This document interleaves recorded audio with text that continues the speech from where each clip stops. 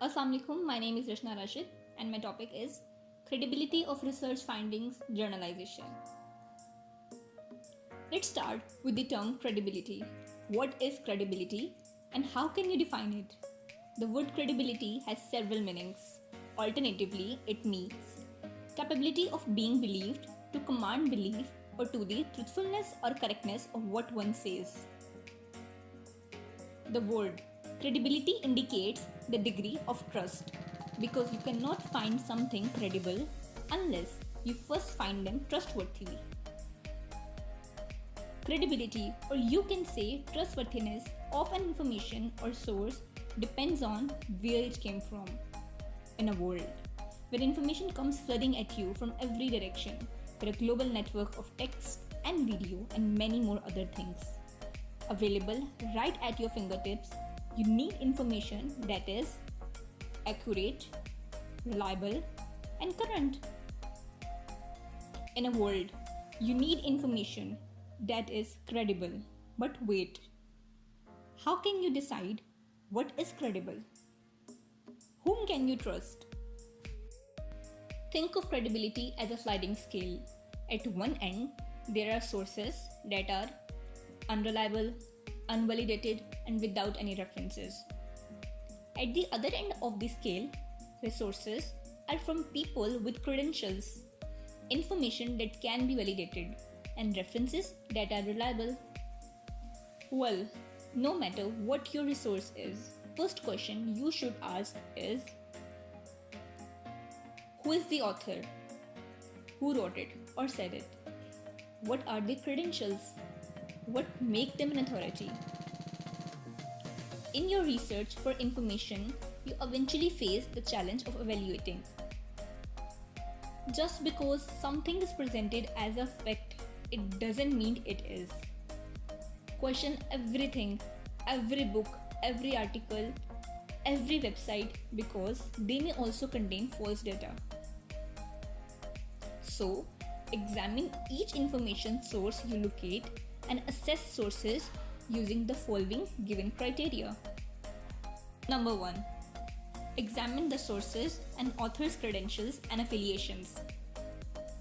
Always research the background of any source you are considering for your research.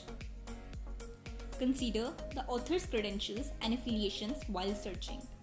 Always ask, does the information come from an author or organization that has authority? Has the information been peer-reviewed? What is peer-reviewed? Actually, peer-reviewed is a well-accepted indicator that a source is scholarly and reliable. A peer-reviewed is often called referred article.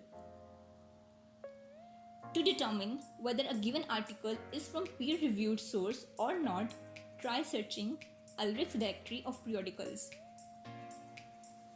It contains many but not all peer-reviewed journals. If unsuccessful, find the website of journal itself and look for its author, submission, and other guidelines available there.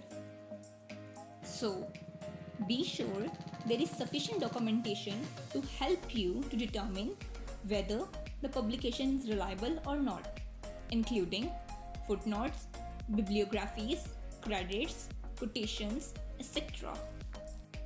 Number 2. Evaluate the sources are cited by the author. Unless the author is analyzing their own data, the information came from somewhere else. Beware if the author does not list sources.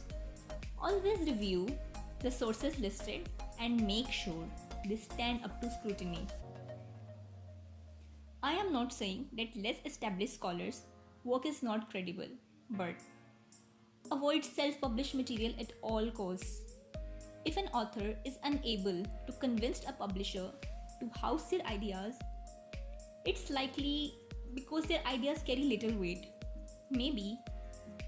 So never cite an author who self-published their work. Number 3. Make sure the source is up to date. Nowadays, due to speed at which technology moves, information goes out of date very quickly. Make sure that your resource is still relevant and applicable. Your research need to recent enough for your topic. If your research is on topic like coronavirus or cancer research, you would want the most recent information. But a topic as World War II or any kind of history, you could use information written in a broader time range. Number 4. Check the endorsements and reviews that the source received. You can read the reviews of books printed on them or on the websites of online book retailers. You can find reviews of larger reputable websites. But some smaller sources like journals, articles might not have reviews readily available, but you can check if the author is reputable or not. Number 5. Check the publisher of source is reputable. Large publishers or reputable magazines and journals will truly check the facts of information they are distributing, which make these sources pretty safe. Number 6. Make sure the source does not use loaded or vague term to support itself.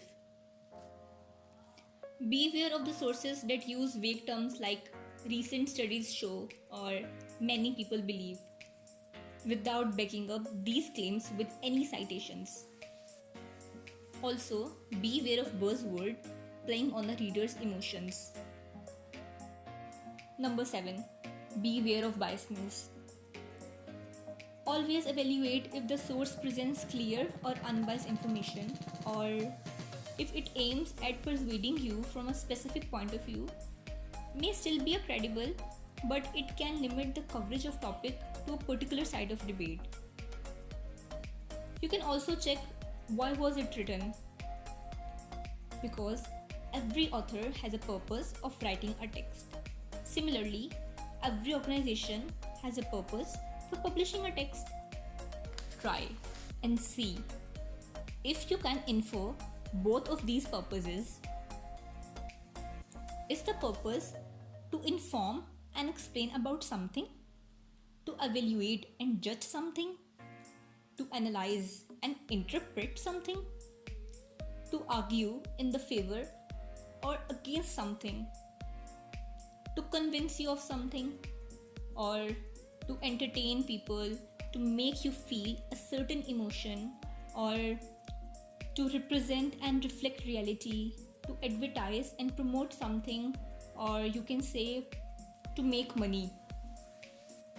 These are not only purposes that exist. When you look at a text at a website in general, try to see if you can see context clues to find purpose behind it. Number 8. References. I think which is most important among all. So make sure to always check the references section at the bottom of your article. It links to the various sources used when the article was put together. These sources can be useful for your own research and can also inform you of the credibility of given article. While collecting your data for your research paper, a question arises: is Wikipedia a credible source for your research? The answer is no, not at all. Although Wikipedia is a good place to start your research, but it is not a credible source because it allows multiple users to edit, and it is not safe to assume that all the facts presented there have been checked before publishing them. Wikipedia is not the only user-created encyclopedia. Wiki sites too are not credible sources. These sites come on a variety of topics. So pretty much anything with the word wiki appearing in the title or in the link should be avoided. Vandalism of articles occur and can go undetected for months.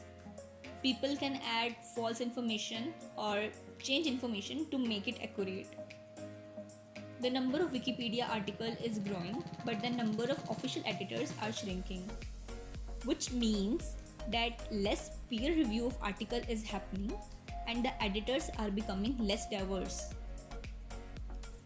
Wikipedia tells us not to trust us. Wikipedia says, "We do not expect you to trust us." It adds that it is not a primary source. Also, because some articles may contain errors, you should not use Wikipedia to make critical decisions.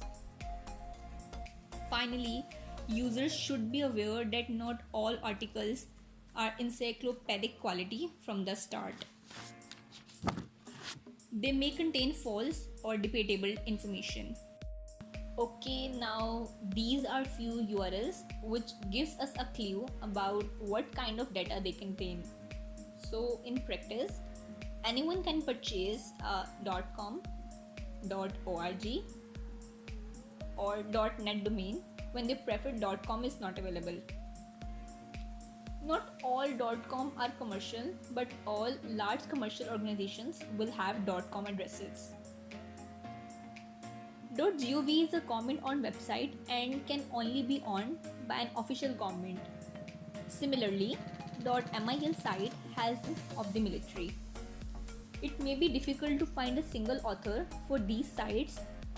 This does not necessarily mean that information on these sites is true, but it does mean that the information reflects the view of government or military in a country.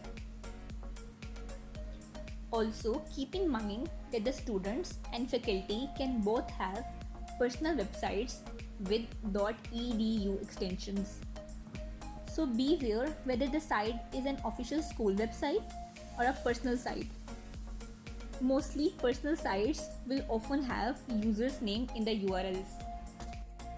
In short, how do you know if the information is credible or not? So judge with these four. Number 1. Accuracy.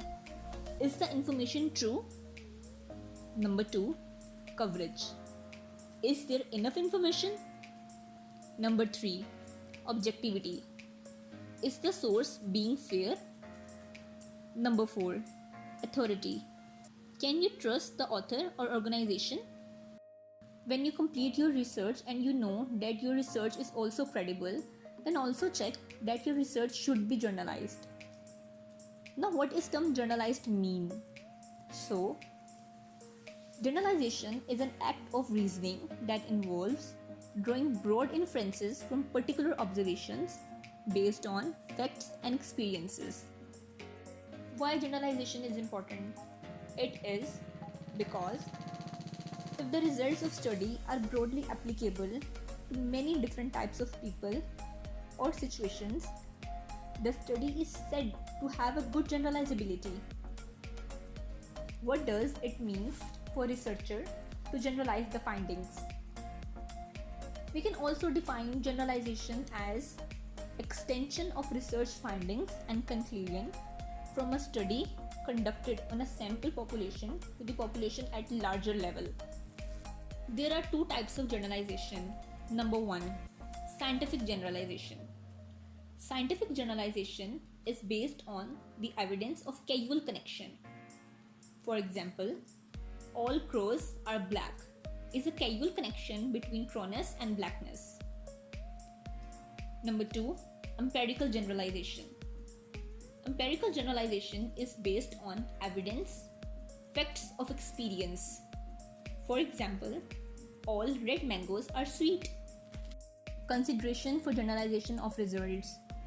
Sampling plays an important role in research as much as generalization of research results are based from the samples of study. Generalization or conclusion should be drawn only for the population or circumstances for which the evidence has been collected. I hope I covered my lecture well and you understand it. So, thank you for listening. Allah Hafiz.